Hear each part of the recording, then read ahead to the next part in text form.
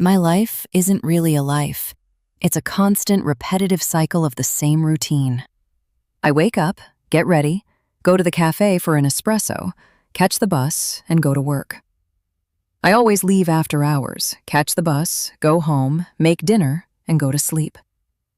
Every day is the same, except on weekends. I'm the second assistant to the biggest tycoon who owns the largest vineyard estate in the region. And not just any vineyards, but the award-winning terroir, where the fertile soil and wonderful sun exposure produce grapes with exceptional flavor, resulting in fine, exclusive wines that we mere mortals won't have the chance to taste without having a lot of money. Leonard Parker, the Relentless. That's how my boss is known. He has everything he wants. He doesn't mind trampling over everything and everyone in his path to get what he wants. His feared blue eyes are something his employees try to avoid at all costs. He is an imposing man at 6 feet tall. He intimidates his male employees and makes the female employees sigh whenever he walks past them, ignoring them. His honey-colored hair is never out of place, just like his tailor-made suit. Known around the world as the Heartbreaker, he is a born womanizer and makes no effort to hide it from the media. He doesn't care about others' opinions. His smile is reserved only for those closest to him or his next conquest. He is a man of many connections and great wealth. I've been working for him for 2 years. It was never my dream job, but the perks and the salary are excellent. The number 1 assistant is Layla, a beautiful woman who makes a point of flaunting her beauty to her boss with her sweet voice, her white smile, and her red lipstick. Her big blue eyes and her curves make all my coworkers stop working and drool over their desks as she walks by. She's just one of the countless women he has working for him, model-like women. I'm the only one who doesn't fit in here. Layla handles his personal schedule, while I handle the meeting schedule. Leonard has a third schedule so he can fit both personal and professional commitments into his timetable. Layla is also his personal assistant. She's the one who informs him of his appointments, walks into his office, speaks with him, and welcomes people when there are meetings. She is his personal assistant. I am the assistant who answers the phones, reports to Layla, and only says good morning, good afternoon, or good night. And that's how I intend for it to stay. I'm not good at communication. I never have been. But my strength has always been organization, which is why I settled into this job. The Relentless one walks past us with a frown, ignoring our greetings and shutting himself in his office. Blair, Mr. Parker asked you to reschedule the afternoon meetings for next week, Layla tells me as I start steaming from the ears. This is the second time he's done this. Whenever there are meetings with the partners, he always asks to reschedule, as if people were always available for him. They're from other countries with schedules completely different from ours, and everyone has to accept a new time to hold the meeting via video conference. There goes my chance to leave on time and go out for drinks with the girls. I'm going to have to work late until all the assistants unanimously agree to the new meeting time. My only response to Layla is an audible sigh and a roll of the eyes over the top of my thin reading glasses. She doesn't say anything else to me. Layla has the bare minimum of kindness toward me. I realized from the moment I started working here that she didn't like my presence because I simply didn't fit the mold. Our office is a long desk that runs along the side wall next to the elevator. In the center is the boss's office. Layla sits gracefully in her ergonomic chair, while I sit in mine like a weight being placed on a scale. And whenever I raise the chair, I always drag it on tiptoes, making it slide from side to side, instead of standing up and walking. Yes, I'm lazy. I pick up my phone with a heavy heart. I send a message to Claire to cancel our plans and ask her to pass the information on to Bia and Jonathan. I'm sure I'm going to get a huge scolding, and that next time they won't let me get away with it. They are my closest friends. Bia used to be one of the security guards at the building's entrance, and it was because of my good manners in greeting her every day that we became friends. When she left, I was devastated, since she was the one I spent my breaks and lunch hours with. Now she's a trainer and teaches security training. Claire is my oldest friend. We met in school and became inseparable. She works at a preschool because her dream has always been to work with children, though now she completely disagrees. And Jonathan is the advertising designer who works 3 floors below me. We met through Bia. Jonathan is the devil of our group. More of a woman than any of us, and wiser, too. He has a foul mouth and isn't afraid to speak his mind. He's incredible. I check my schedule and realize I have a ton of work to do, so I throw myself into it until lunchtime. Layla leaves and comes back from her lunch break, and I don't even notice she's been gone and is back. When I look at the clock, it's almost 2:30 p.m. Shit! I have to go! I'm going to grab a quick bite and be right back. She waves her hand to dismiss me, not paying much attention to what I'm saying. I only realized what time it was because my bladder decided to give me a signal right when it's about to burst. I grab my purse and run out, distracted by my phone, without noticing who was coming toward me, also distracted. The collision was inevitable. "What the hell? Ow!" we say in unison, my phone dropping from my hand and his from his. I twist my ankle in my high-heeled pumps and only have time to brace myself against his arm. My hair clip betrays me and pops out of my hair, letting it slide down my back, while a strong, steady hand grabs my waist and pulls me against gravity. A scene straight out of a movie, no doubt. "I'm so sorry." I look up, and my eyes meet a pair of fearsome blue eyes that leave me breathless and stunned. Whatever he was going to say, he gave up, my brain melting while my heart pounded beneath his overly defined chest in that white shirt. I look over my old lady glasses and his expression reveals surprise. I feel my face heating up. Not even I am immune to this devilish temptation. I slowly compose myself without taking my eyes off his, and he doesn't let go of me. I hear Layla lamenting what just happened, asking Parker if he was okay. She didn't even ask about me. Bitch.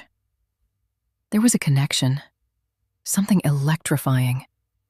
Even as Layla touches his arm, he doesn't take his eyes off mine. "Blair, let go of Mr. Parker!" Only after that reprimand do I realize that I, too, am still clinging to his arm, and my chest is still pressed against his. "I'm so sorry, Mr. Parker." I let go of his arm and step back, creating some much-needed space between us. "I was so focused on my phone that I didn't notice you." He raises his eyebrows in surprise, offering a small, sidelong smile, as if it were impossible for anyone not to notice him. I swallow hard, not knowing what to say. He looks away and bends down to pick up his phone and mine. Oh, shit! He's going to see the message I was writing to Claire! I panic and reach for my phone, which is already in Mr. Parker's hand, and our heads bump. I step back, covering my forehead with my hand, and for the first time in 2 years, he speaks to me. "Damn it, woman! Are you always this clumsy?" This is it. He's going to fire me. Goodbye job. Goodbye gym memberships, spa perks, and discounts on great wines. His hand rubs the crown of his head, and his gaze reveals just how irritated he is. His brow is furrowed, but that doesn't stop him from looking at my phone, which isn't locked and still has the message on the screen.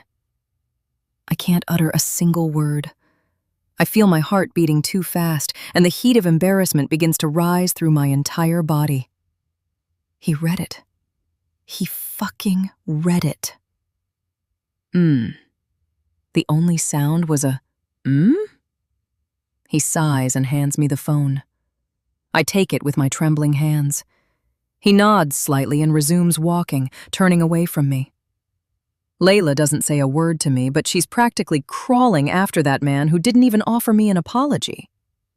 But then again, who would apologize after reading a message like that? I pull myself together and head straight to the bathroom on our floor. I lock myself in a stall and sit on the toilet seat, taking deep breaths to try to calm down. His scent still lingers on my lilac silk blouse. I don't think I'll ever wash it again. Just when I think nothing could surprise me more, I feel strange down there. I pull my pencil skirt up to my waist, slide down my panties, and realize I'm wet from just a single touch of his. Message. To Claire. Sorry, friend. I have to stay late because that jerk decided he doesn't want to have the meeting with the partners.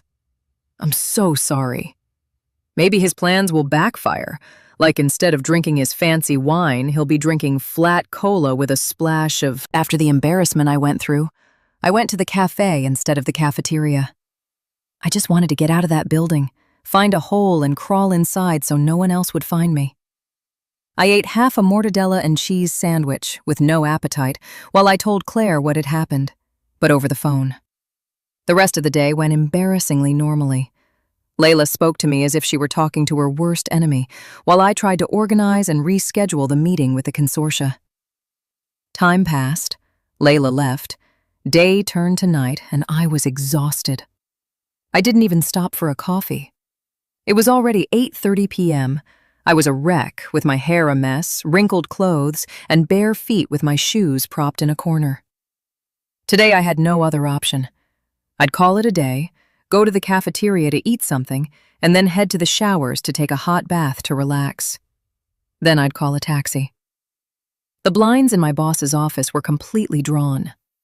I must have been so focused that I didn't even notice him leave.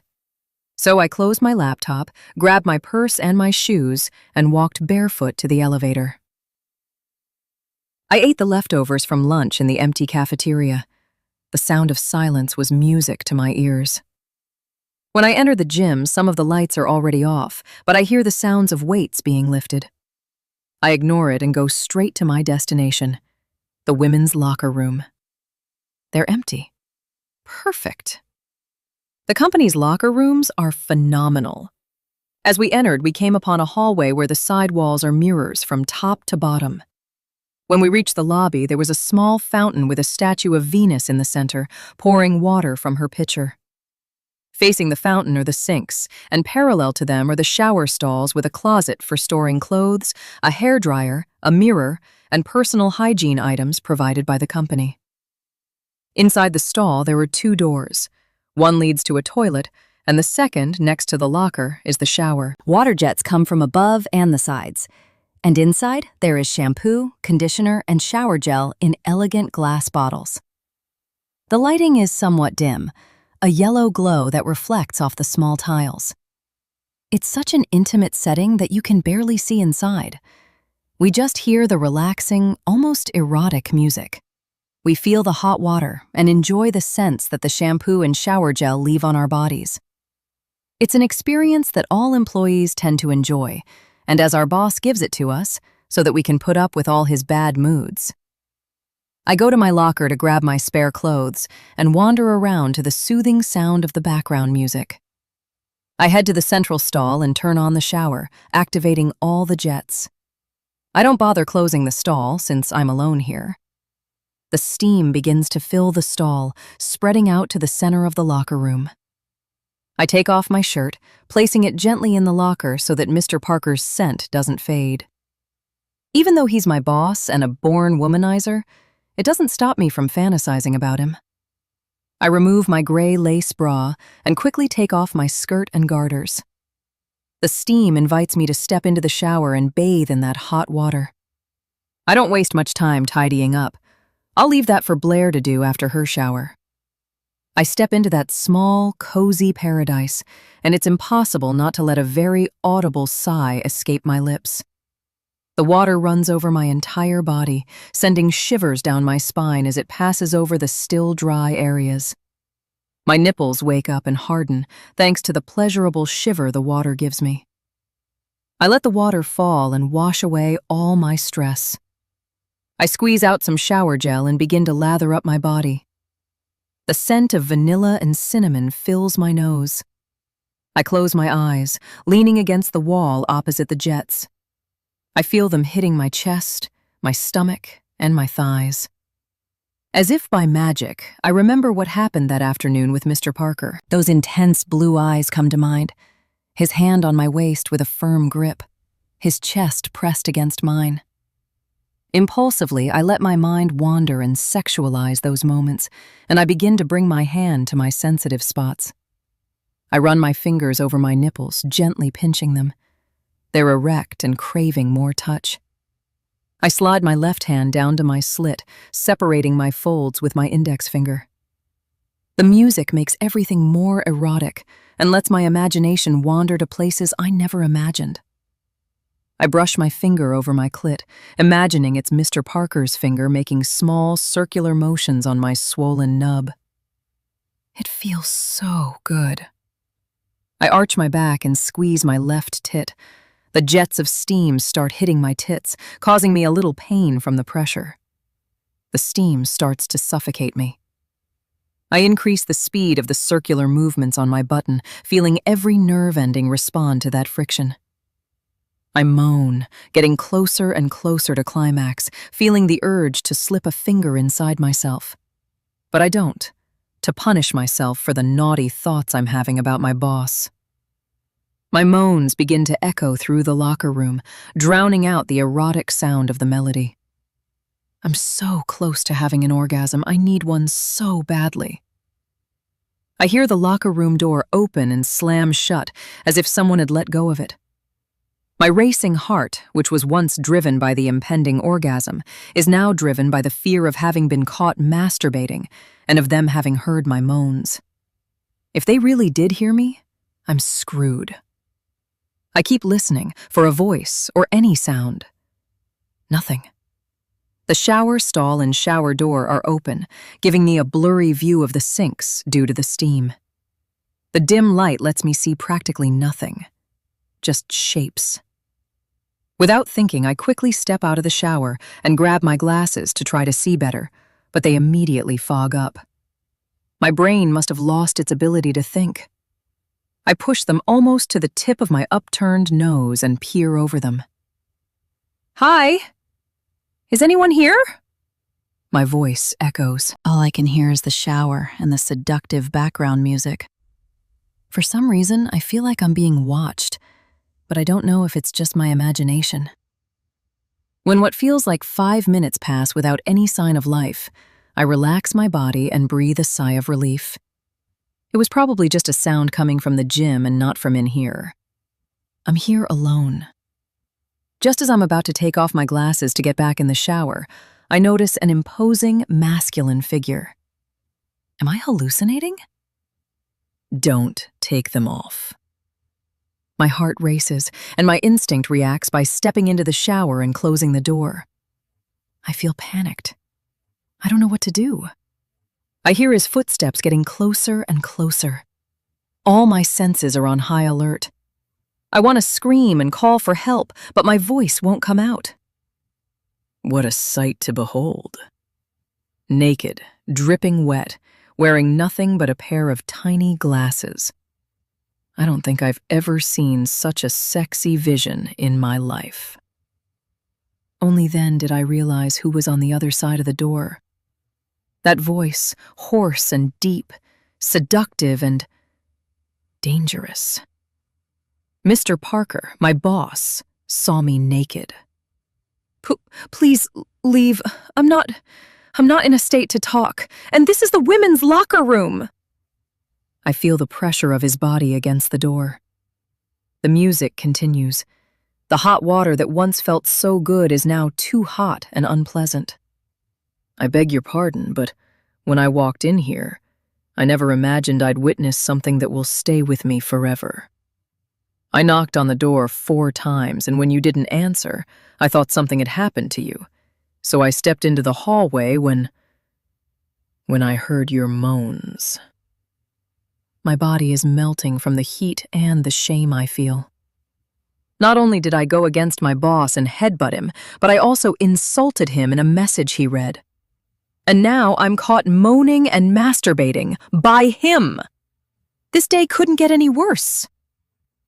I'm sorry that you heard something and thought other things. Please leave. I saw it. Please, keep going. Don't stop because of me. The shock and the heat almost make me faint. I must be hallucinating.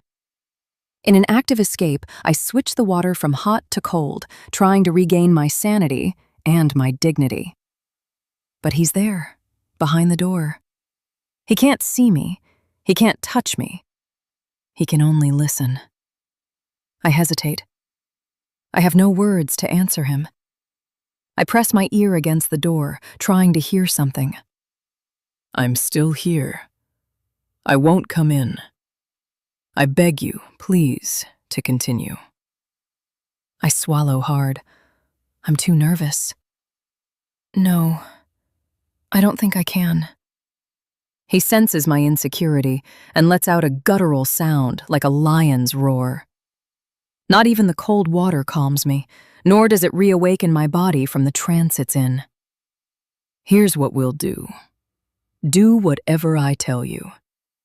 I'll just be your narrator. That voice makes my lower abdomen burn. The words come out softly like a kiss on my skin. Do you agree? Just answer yes or no. After a long silence on my part, thinking that tomorrow I might lose my job, or worse, that what happens here today might spread throughout the office, I'll be destroyed. But fuck it. I don't want to regret later having rejected what might be the best sexual experience of my life. Maybe the only one. Yes. I hear his guttural grin. Just hearing it turns me on even more. Right now, the person behind the door isn't the ruthless Mr. Leonard Parker. He's the narrator of my erotic experience, a voyeur who sees nothing but hears everything. Lean against the door, with your back to it. I do as he says. My ass presses against the dull wood, followed by my shoulder blades and my hair. He seems to hear the muffled sound my body makes as it presses against the door. Very good. Now close your eyes and relax. Don't open your eyes for anything. I close my eyes, my senses growing even sharper and my nerves consuming me. I need you to do exactly what I tell you, sweetie. Put your index finger in your mouth and suck on it. His voice purrs the orders and I give in. I raise my right hand and slip my index finger into my mouth, letting it rest under my tongue. I explore my finger as if it were someone else's. Take your finger out of your mouth and slide that hand down to your right nipple. Play with it using that index finger that's been sucked by your beautiful mouth. His voice is growing hoarser by the second. I inhale as I hear the new command. The erotism is in the darkness, in the closed eyes, in the sound. I play with my nipple, feeling it harden. I resist the urge to caress the other one. With your other hand, I want you to move down to your wonderful pussy and take a bit of your wetness. Bring your wetness to the other nipple and touch it. Eat it as if it were my mouth. When I open my slit, I find not just wetness, but a pool. I'm wet and completely craving contact there. With my two wet fingers, I rub my left nipple, but this time I squeeze it when I feel it harden and pull it gently, giving me a sensation of pleasure. I want more. Now, my sweet goddess, I guess you're as wet as I am hard. I hear something fall from her side. Slide that hand of yours down to your pussy and bury your finger inside you. Do it, sweetie. I don't wait. I slide my hand down, running my fingers over my aching clit, desperate for friction. I slide my index finger into my wetness, and oh, how good it feels.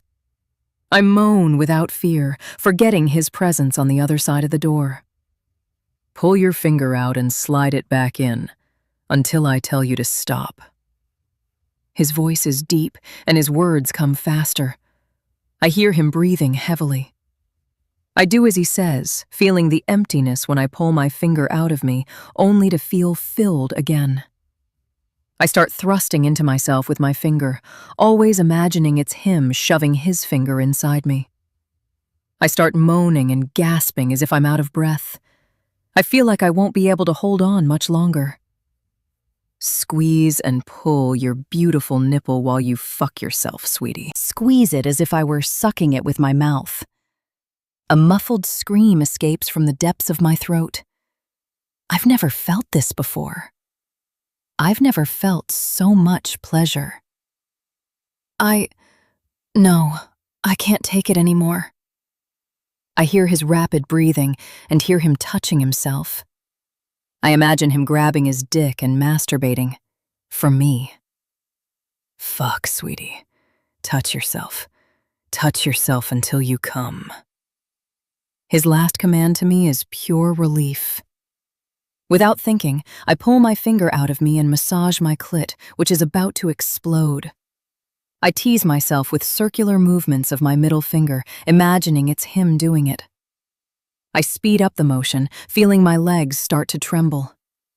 A hot and cold sensation washes over my body, exploding into such pleasurable pain from my pussy that I moan too loudly. I came so hard that my legs gave out and I slid to the floor, moving my fingers and closing my legs around my hand. While the spasms kept assaulting me, I heard him on the other side of the door. An obscenity and a muffled scream like a roar escaped him. His moan. I stay on the floor, the cold water running over my body, trying to steady my breathing. Suddenly, I snap back to reality. Is he still behind the door? I try to get up, but freeze when I hear 2 knocks on the door. Have a good night, Blair. I can't answer him, but after a few seconds, I hear the locker room door slam shut. I get home at 11 at night. I'm exhausted. I stayed on the floor for about a minute, letting the cold water wash over me to recover from the intense orgasm and to get the strength back in my legs, too. Then I quickly rinsed off, dried myself, and got dressed in a hurry to get out of there as fast as possible. That's how ashamed I was. The gym was empty when I left. I took a taxi, and it wasn't until I got in the car that I allowed myself to breathe a sigh of relief. And of shame, too. How am I going to face him tomorrow at the office? Should I quit? Maybe that would be best? Or should I just call in and say I'm sick and can't come to work? But I'd have to face him some other day. No, I have to be a woman and act as if nothing happened. As if I hadn't recognized him. Yes! It might not be him on the other side of the door. It could be someone else. Tomorrow I'll go to work and act normally, as if nothing had happened beyond the stumble, the message, and the headbutt. I wake up to the second alarm feeling more tired than usual. Yet I go through the same daily routine until I get to work. Good morning, Layla. I interrupt her third coat of lipstick. Good morning, Blair. You look the same as always. I accept the pseudo-compliment. You look the same, too. I kept going through the same daily ritual, in the futile hope of one day winning over the boss. If only she knew what had happened to me the night before with him. She wouldn't believe it. No one would believe me. I get right to work. I brought a change of clothes to put in my locker just in case I ever need them again, along with 2 extra pairs of panties. I focus on the schedule and giving Layla the boss's new shifts for next week, answering calls and replying to emails received overnight. I get on with my work until the elevator chime sounds. Its characteristic ding had never set my heart racing. Until today. I don't look up from my laptop and push my glasses as far back on my nose as I can. I feel my body burning and my heart beating so fast that I'm afraid I'm going to have a heart attack. I realize he's accompanied by Dr. John, the best lawyer in the area with the largest and most well-known law firm in the country. Out of the corner of my eye, I peek. He's talking at a steady pace, one hand in the pocket of his dark gray suit pants that fit him temptingly well, his white shirt with the top 2 buttons undone, so relaxed and tense at the same time. I squeeze my thighs in an attempt to release the tension building between my legs. I see Layla standing up to welcome the boss and his entourage, and I know they're about to walk past us. Good morning, Mr. Parker. Mr. Whittaker, she says with a sweet smile and a look that says, I want to have a threesome with both of you right now. I don't stand up because I never do. I just fix my gaze on Mr. Whittaker and whisper a barely audible, "Good morning."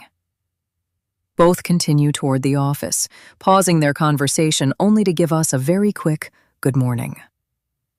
When I see them reach the door to his office, I breathe a sigh of relief. However, Mr. Parker stops at the door. "Do you need anything, Mr. Parker?" Layla asks. He doesn't answer her.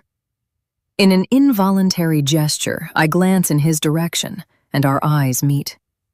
He gives me a triumphant look. "Good morning, Blair." He doesn't wait for my reply. He holds his fleeting gaze on me for a few more seconds and turns away, closing his door. I'm caught off guard, and my wide eyes don't hide it. He knows. And now he's made it clear that he was the one on the other side of the door. He wanted to make sure I knew that. I feel like I'm on fire, and I see the confusion on Layla's face. I don't know what to say to her because I'm at a loss for words too. I just raise my hands as if I didn't understand either and try to hide my shock. He's never noticed me. Never. And now, after last night, he decides to take notice of me? Is it to embarrass me? To antagonize me? I wish I were a little ant right now. Why didn't he let it slide, pretending it wasn't him, just like I was pretending everything was normal? How am I supposed to work like this? His office is all glass and has a direct view of my side, so he can always see me. I'd never thought about that until now. I tell Layla I'm going to the restroom. As soon as I walk in, I splash water on my hands and my neck to cool down. It's just too much happening in a single morning. I grab my phone and send a message to Jonathan. "Break at 10 a.m. on your floor. Urgent." He replies immediately. Urgent like bring coffee or bring rum in a coffee cup?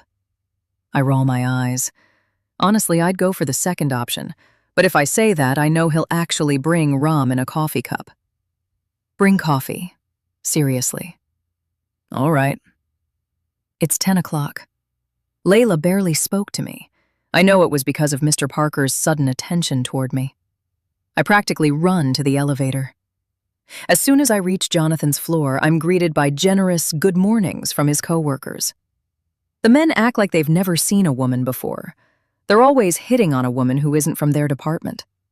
Even though they've been seeing me for almost 2 years, many don't give up and end up becoming repulsive to me. Jonathan doesn't say good morning. He just hands me a disposable cup of coffee, steaming hot. Ugh. I'm dying to know what's been going on in your old lady life.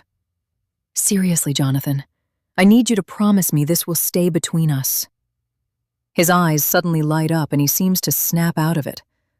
Ooh, I can tell there's gossip coming. Between us, just between us, or between us including Bia or Claire? Just between us, you and me. Only. I lower my voice so no one can hear us. I can't bear this tension alone, especially since nothing like this has ever happened in my quiet life. Well, the boss and I had, a moment. He arches his perfectly microbladed eyebrow. What kind of moment? He takes small sips of the coffee brewed in hell. My embarrassment is palpable. I can't look him in the eye. Well, an intimate moment. I glance at him, his wide eyes staring at me in shock. He almost spits out his coffee. What? No!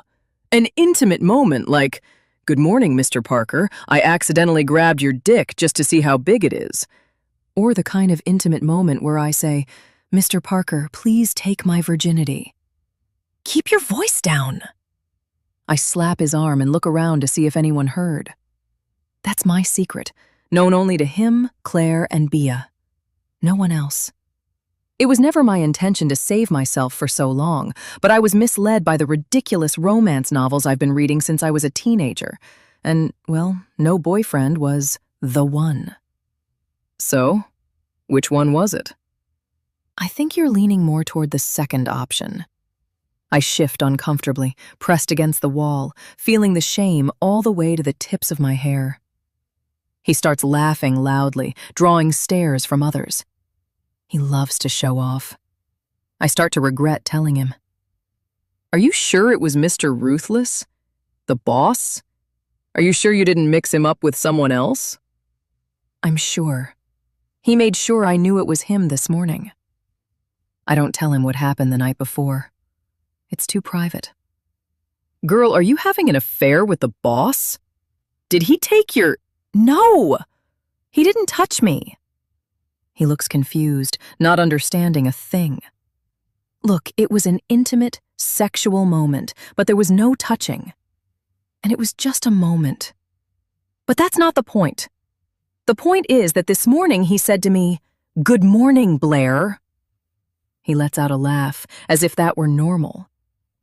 Jonathan, in the 2 years I've worked here, he's never said good morning to me or even looked at me. I was practically invisible to him, and I liked it that way. And now it seems like things have changed, and I don't want that. I need you to tell me how I can make everything go back to normal. Realizing my desperation, he becomes serious. Okay, let's be rational. Maybe he teased you this morning, but it might be nothing more than a tease and nothing else. Soon he'll stop and you'll be invisible again. Act normally. Try not to react to his taunts. It's the best you can do. And soon you'll see that he loses interest and everything goes back to normal. I take a small sip of my coffee. Maybe he's right. It's best to ignore him. He'll get tired of it soon enough.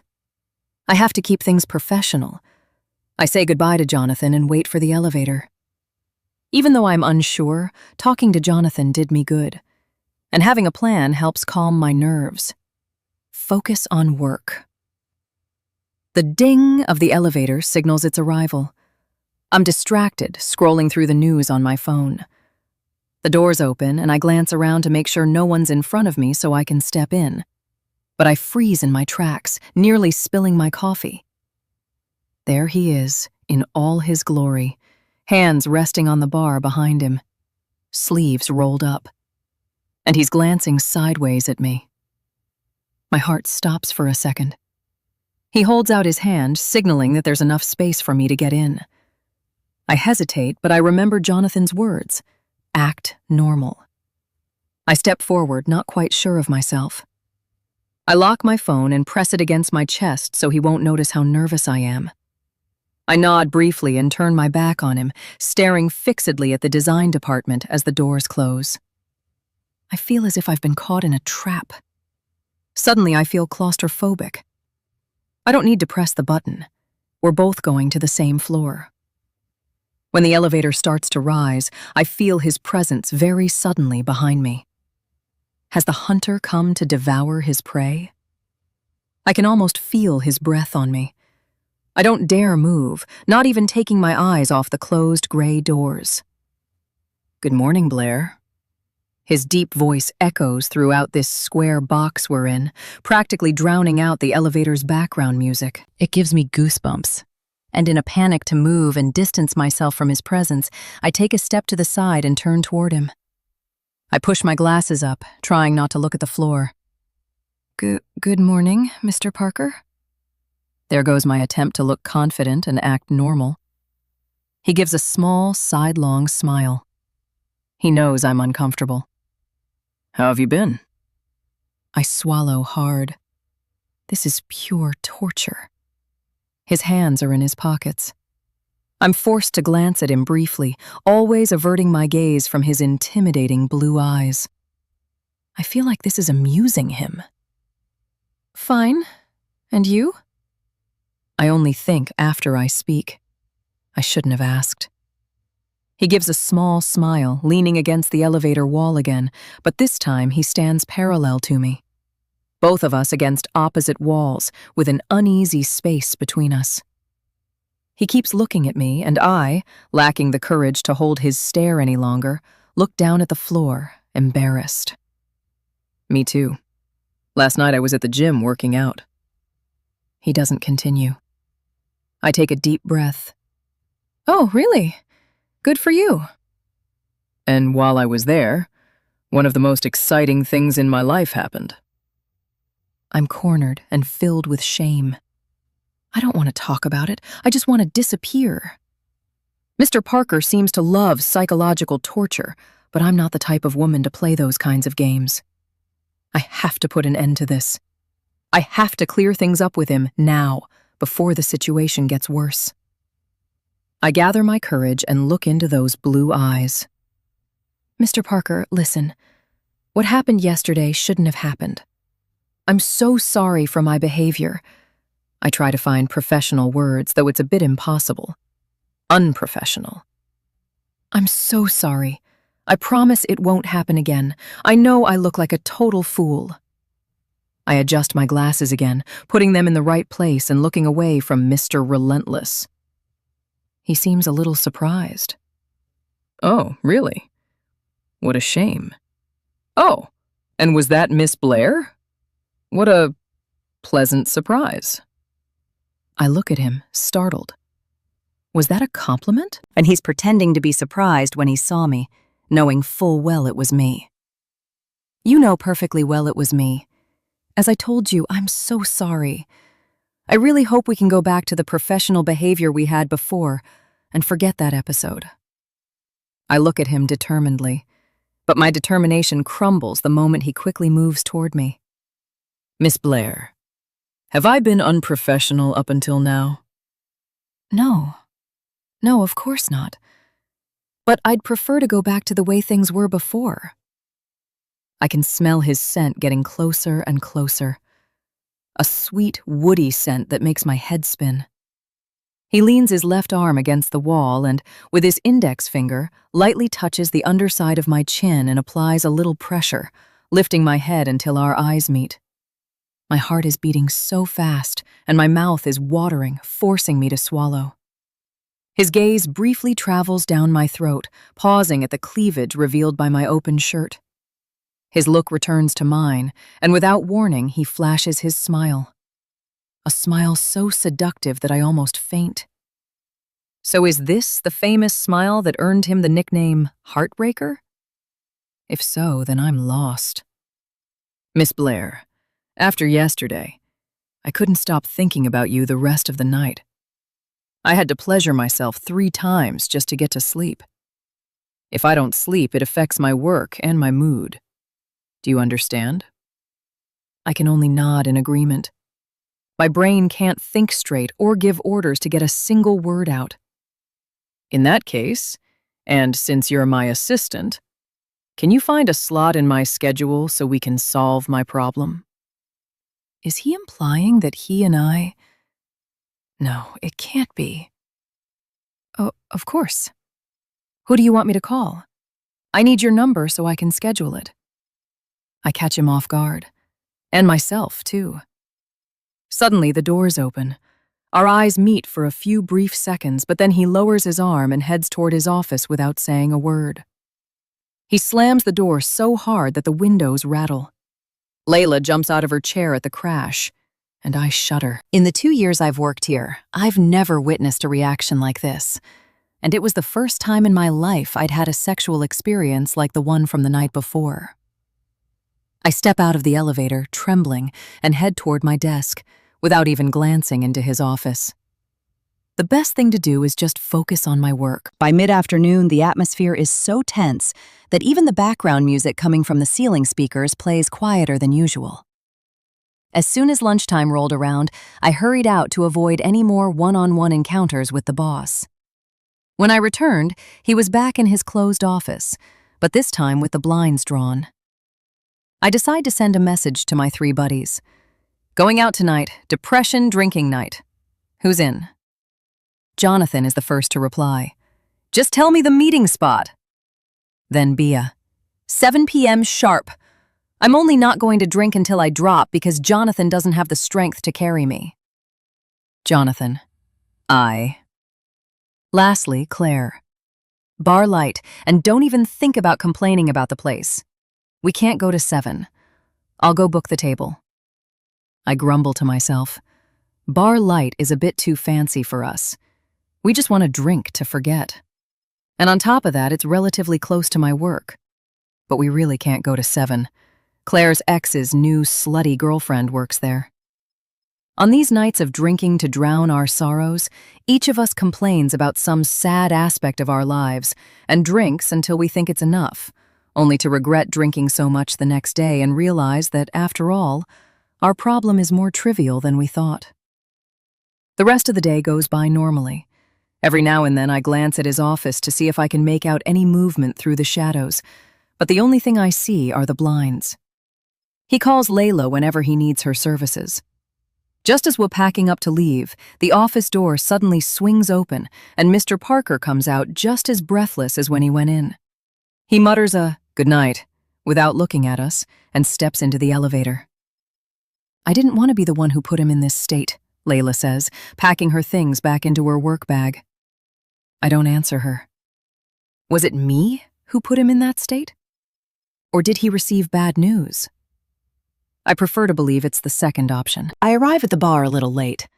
Walking there from work might seem close, but nothing is close when it's more than 50 meters in high heels. I walk into the bar breathless, exhausted, and immediately take off my long coat. It's that hot inside.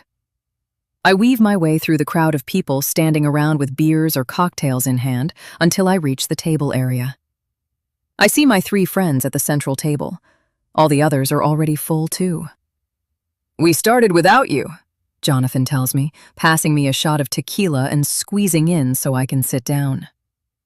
It's a round table with a semicircular bench. Comfortable, but too small for 4 people who want to get drunk. I recognize some coworkers from other floors, also decompressing after the stress of the day. Just the thought of running into my boss there sends a shiver down my spine. I drink the shot without bracing myself for the sudden fire that's going to burn my throat. Bia hands me the lime with a smile. "Bad day?" she asks. Jonathan glances at me, and I give him my "say a word and you're a eunuch" look, all within 2 seconds. Don't even ask. Horrible day. "Well, join the club." Claire already has a beer in her hand and starts resting her arm on the table, a sign that at least 3 of the 7 empty shot glasses on the table were hers. Why didn't I choose another field? Why did I choose to be a teacher of little devils? We start laughing, and Claire takes another big gulp of her beer. "Laugh all you want. You're not the ones with handprints on your shirt." She opens her cardigan and shows her t-shirt. Right over each breast are the marks of small hands, red and yellow. "Now that's what I call a work of art," Bia says, as Claire wraps the cardigan back around herself, visibly upset. "They're just unbearable. I think the devil learns from them because they're the worst. Not even the girls behave themselves. Then in front of their parents, they're little angels. It's all fake." I swear, being a teacher has taken away my desire to be a mother. It's even taken away my desire to have sex. I think my calling is to be a nun. We burst out laughing. If Claire becomes a nun, then the world is going to end. Drink up, Claire. If you think kids are horrible to deal with, then imagine what it's like to train grown men who don't know how to behave, who crack dirty jokes just because the teacher is a woman. Let me come to one of your classes, please. I promise I'll behave. I really need some testosterone around. No way. The last time you went there, you wouldn't stop drooling. And on top of that, you joined in on the infernal noise they were making. Jonathan pouts at Bia, but she doesn't give in. Well, I think we all need to be like Blair. Be virgins. Claire yells the last sentence, and I almost jump over the table to shut her up. Claire, keep your voice down. I have coworkers around here. Sorry, Blair, I think I'll cut back on the drinking. Well, let's go around and say why we're depressed, and whoever gives the weakest reason has to stay sober. Claire, you can start. Fed up with kids and handprints on my boobs. Bia. Fed up with men, thinking about becoming a lesbian. Jonathan. Being single and poor. Blair. They all know I'll never be the one to stay sober as long as I have this card up my sleeve. Being 28 and still a virgin. I raise my shot glass in a toast and a victory sign. The others roll their eyes and snort, already sick of always having the same reason. One day, Blair, one day you'll run out of that excuse and you'll be the one who's always sober so you can keep up with us drunks. I laugh at my obvious victory and drink my prize. And speaking of prizes, Claire remembers something quite important. Blair, I have some great news. What is it? I try to make a normal face for Claire, but the tequila's heat won't let me. You're going on a date next week. What? With whom? She smiles while Jonathan starts with his annoying oohs. With a guy who's a student's uncle. Super hot. Single, an engineer, with a divine body. What's the catch? None. And why didn't you go for him yourself if he's that hot? I ask suspiciously, while Claire just shrugs. Because I'm not his type. His nephew is one of the few who behaves in class, so there's a minimum of civility. The kid is always talking about his favorite uncle and how he needs to have a girlfriend. So every time he came to pick him up, I bugged him until he agreed to go on a date with my best friend, who's also single and works at Vincius. You even told him where I work? If you're not his type, then I think he's gay, Claire. Claire is beautiful.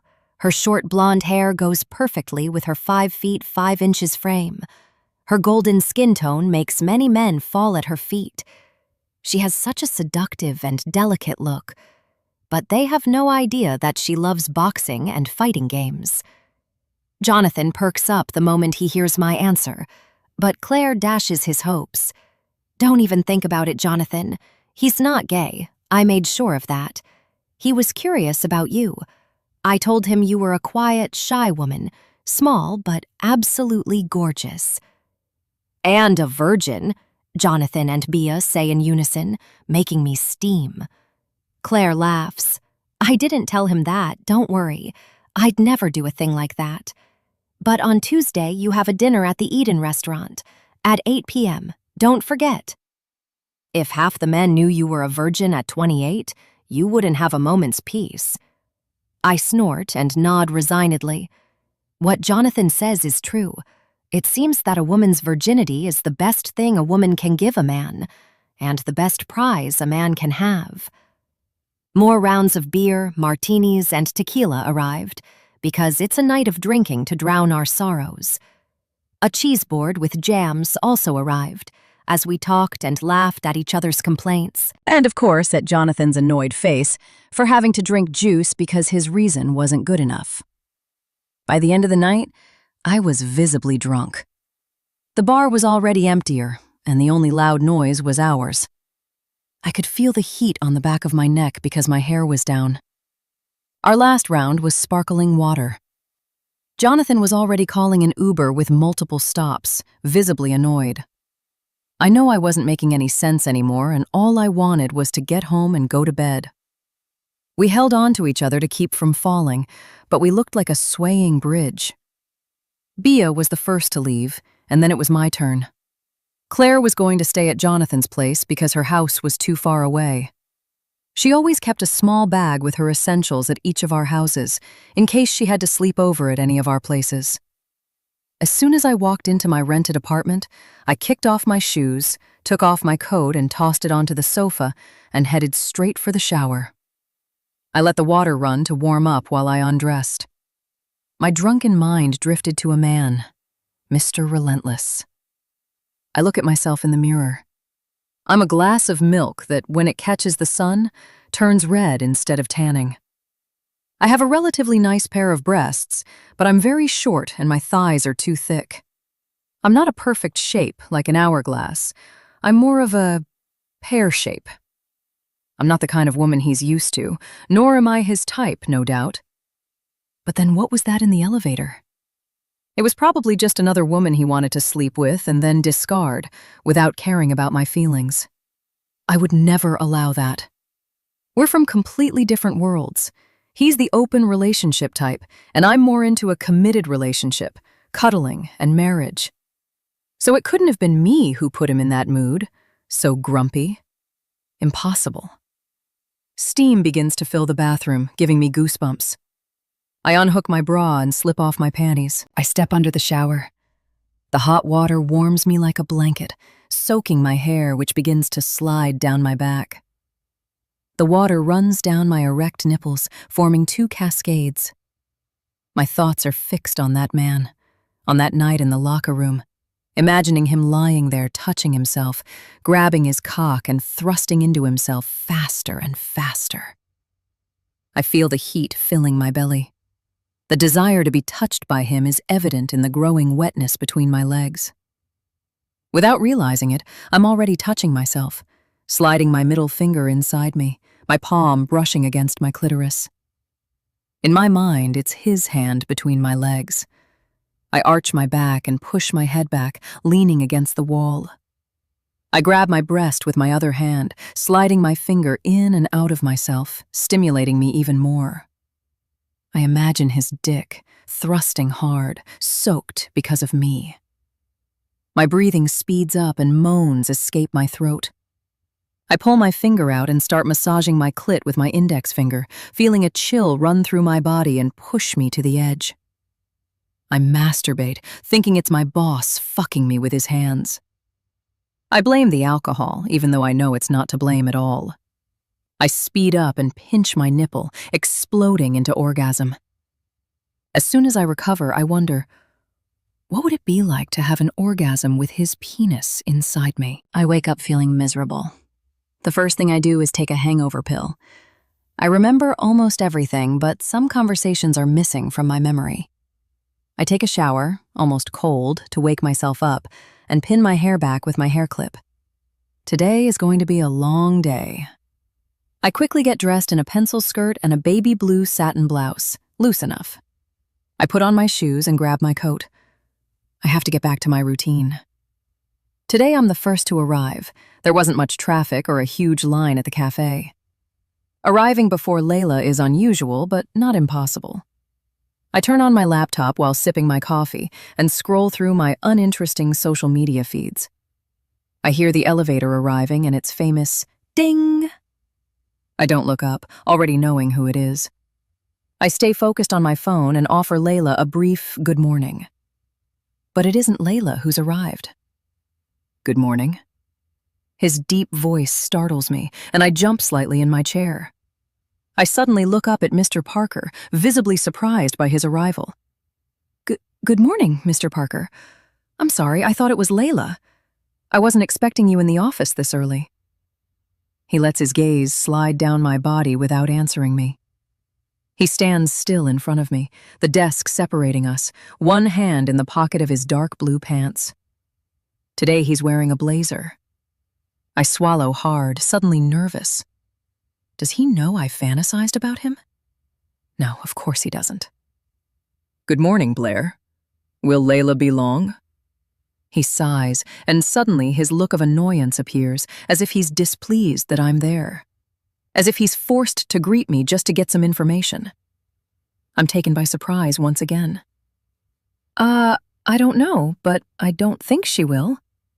The ding sounds again, and we both look over, seeing Layla stroll out, casually touching up her flawless makeup. He interrupts me. Ah, there she is. Layla, darling, please come to my office when you're ready. Yes, of course, Mr. Parker. Her voice comes out squeaky, such was the surprise. He gives her a cordial smile that doesn't reach his eyes and ignores me, heading toward his office. I stand still in the same spot, not quite understanding what just happened. Did he ignore me? Layla rushes past me without saying a word. She throws her things on the desk, grabs her planner, and runs to the boss's office. I feel my irritation rising. How could he treat me like I'm insignificant when just yesterday he was hitting on me? Who does he think he is? I'm so angry, so frustrated. I glance at his office. The blinds are up, and I see him rocking in his chair and smiling at Layla, making her laugh. Are they telling jokes to make each other laugh like that? She tosses her hair over her shoulder, and he keeps smiling and looking at her. For a few brief seconds, his gaze meets mine, and his smile widens. I look away and sit down, turning my back on them. She comes back 15 minutes later, still smiling from ear to ear. She sits down and sighs like a lovesick fool. I just had the best day since I've been here. He finally noticed me. I'm sure he's into me, Blair. She grabs my arm. He called me honey, asked how my day went yesterday, and apologized for being in a bad mood, but said he's feeling better today. Oh yeah? Is that what he told you? I look at her with a sarcastic expression. So he's already solved his bad mood problem? I glance sideways at his office, pretending I'm going to grab some papers. He's staring at his laptop, focused, with the tip of a pen between his lips. A vision of a Greek god. I look away. I'm too annoyed to idolize him in my mind. Even better! He's going to be at the social gathering today. I'm sure it's because of me. The boss has never been to the weekly staff social gathering. Every Friday after work, we have a social gathering in the garden where they serve us cocktails and canapes.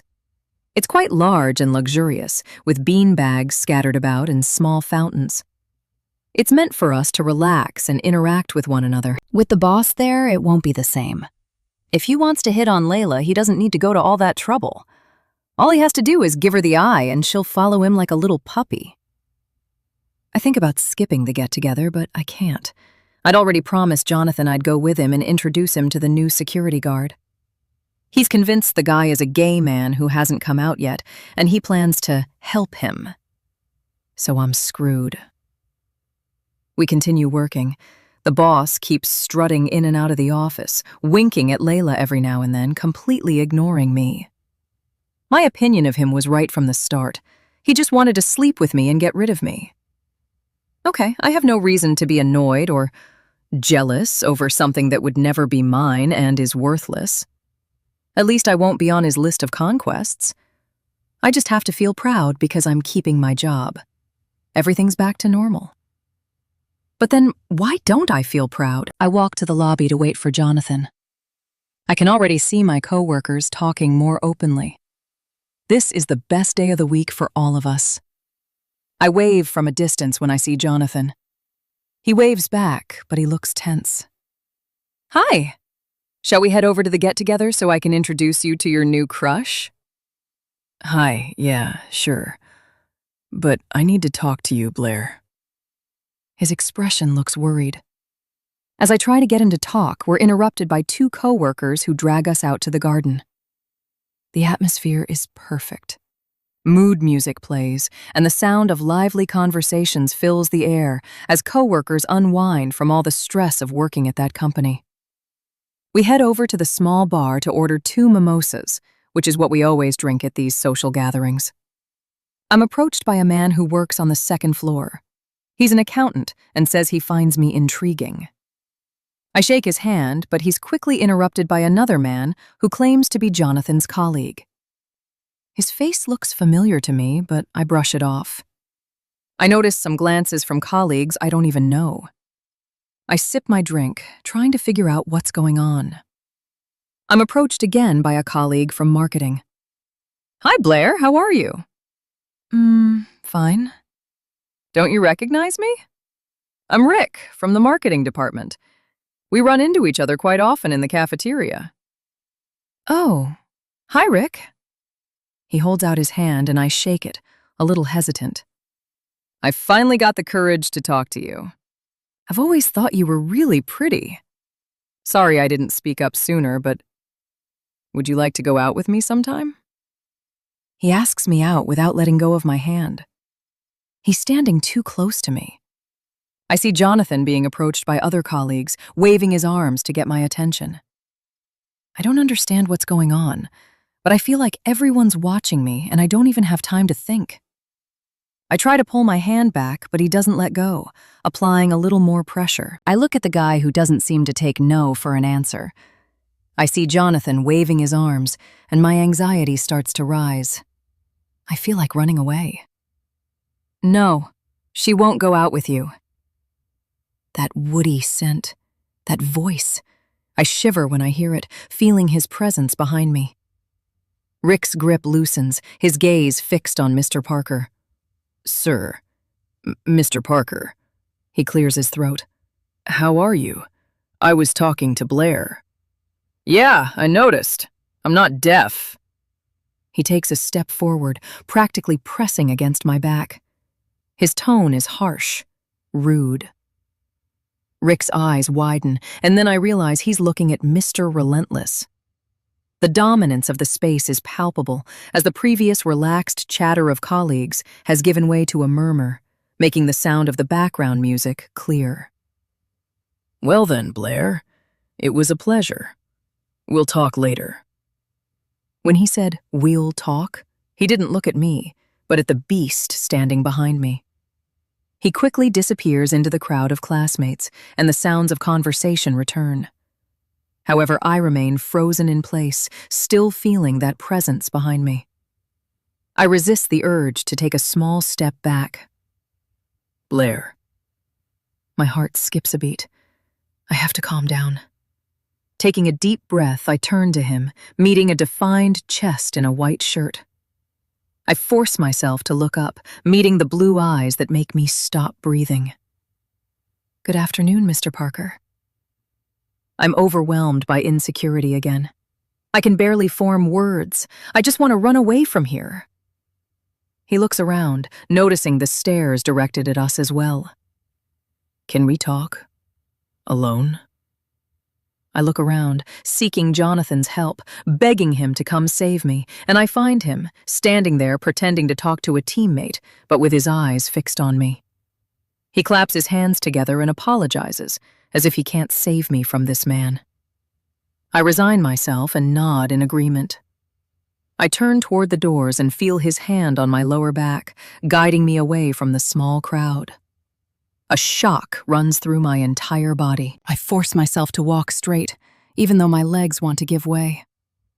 We reach the lobby and he motions for me to follow him. Only the security guards are in the lobby, and the only sound to be heard is my heels clicking on the white marble floor. We pass the reception desk and the elevators and continue until we reach the entrance to the gym. He opens it and motions for me to go in. Everything goes through my head. Is he going to fire me?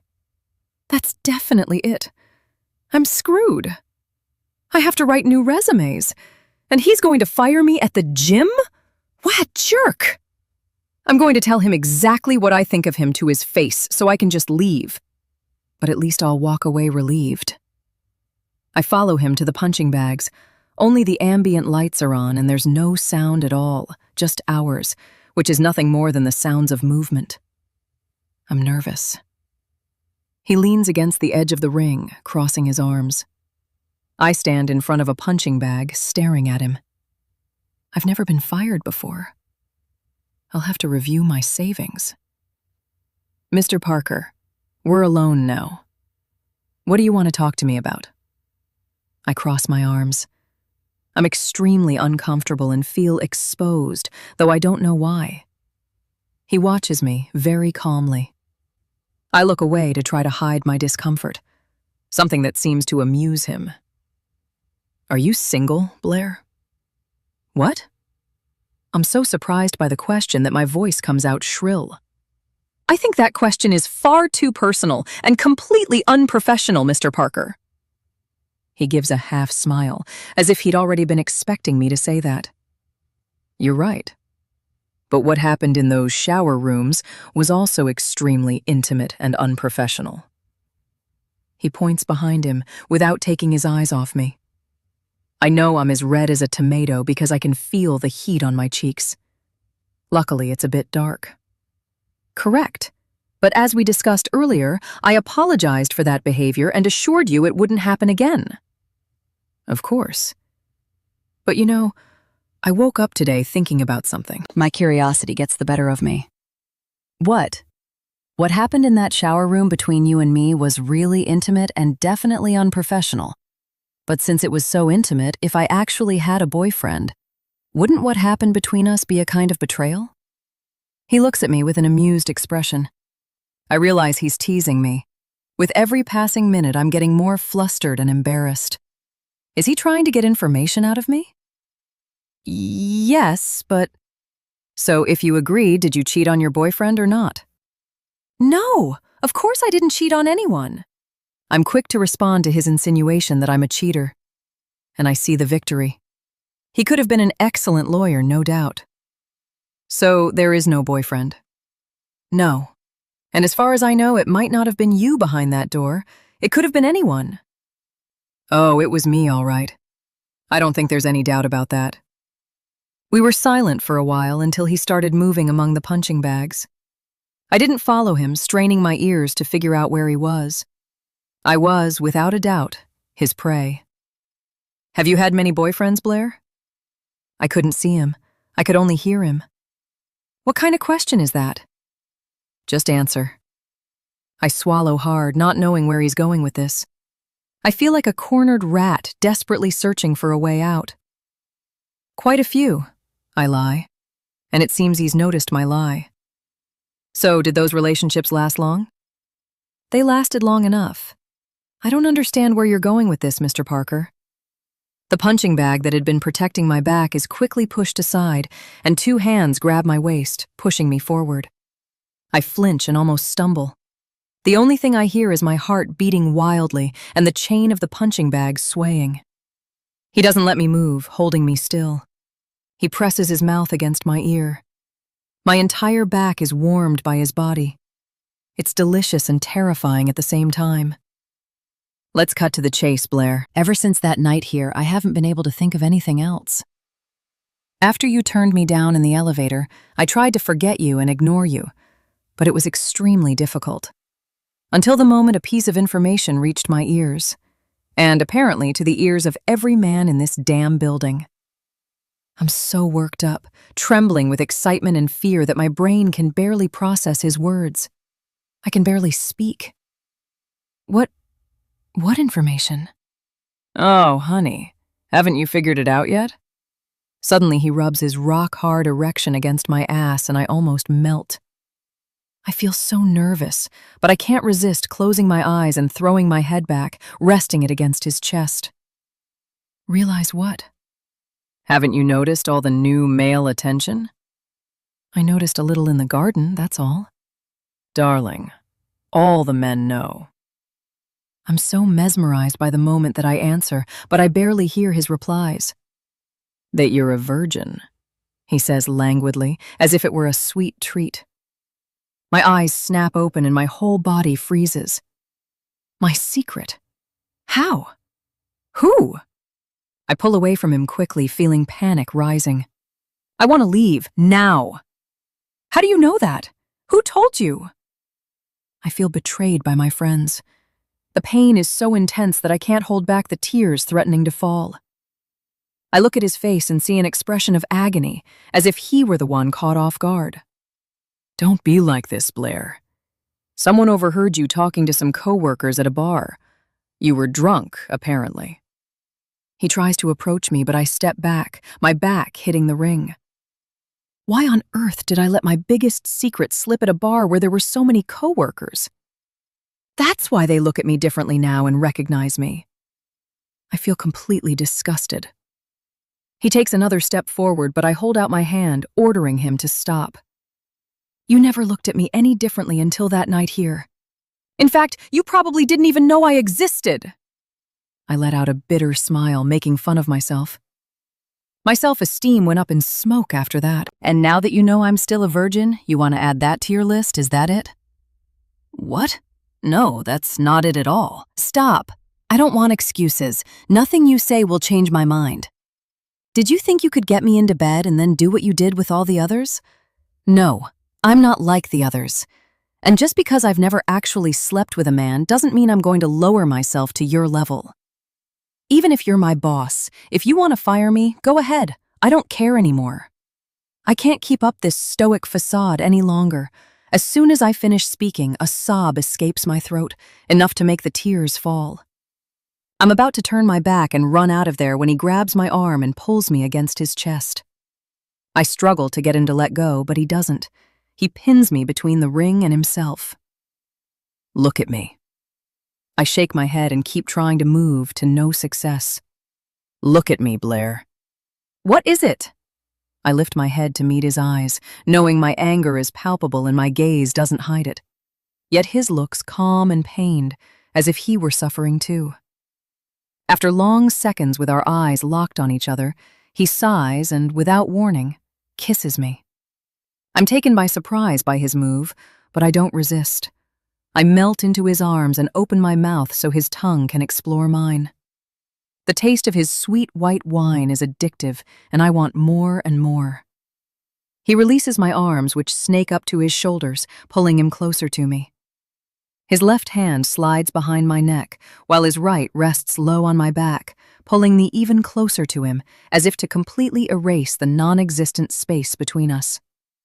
I'm swept away by a rush of adrenaline and desire that clouds my thoughts. His growl caught in his throat as he deepens the kiss makes me realize I'm not the only one intoxicated by lust. His right hand slides to my waist, squeezing it, as if he himself were caught in a limbo between not resisting and devouring me right there. I feel breathless and burning. I need to relieve myself by taking off my clothes. I need to feel him on top of me. And I know he wants to feel me too. Just as his hands are about to focus on my chest, the gym door opens, and in a second we pull apart. The sudden chill I feel from his abrupt exit makes me shiver. I stay pressed against the ring as I adjust my glasses and compose myself slightly. I look at him. He's pacing back and forth in the darkest corner of the gym, one hand on his waist while the other brushes across his face. He looks like a caged tiger, waiting for the right moment. I hear giggles and a voice that both he and I know well. "I'm telling you, Martha, he wants me. He only came to the party because of me." I hear the sound of her heels clicking on the floor, echoing throughout the large room. "I'm going to show you the surprise I have for him. Once he sees me in that sexy lingerie with charms, he'll be head over heels at my feet. Come on, help me." The giggles continue until the door to the women's locker room closes. I had completely forgotten that my boss, the man who just kissed me so divinely, had been flirting all day with his senior assistant. Jealousy is the last straw. I start heading for the door, determined not to look back. I won't be just another one in his hands.